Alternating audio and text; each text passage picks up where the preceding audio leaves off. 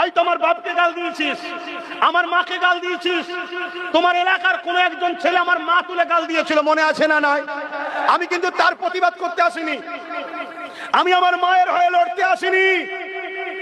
আমার মাকে গাল দিয়েছে, আমার মায়ের আল্লাহ দেখেছে।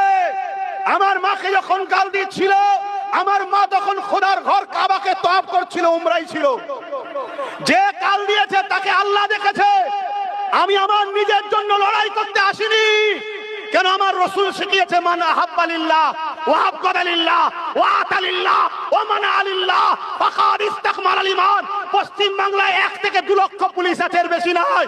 যদি মনে করি কারো প্রতিশোধ নিজের জন্য নেব, যদি মনে করি মা বাপের জন্য কারো প্রতিশোধ নেব, টোটাল পশ্চিম বাংলা থেকে 1 কোটি লোককে জড়ো করার ক্ষমতা আব্বাস সিদ্দিকীর আছে।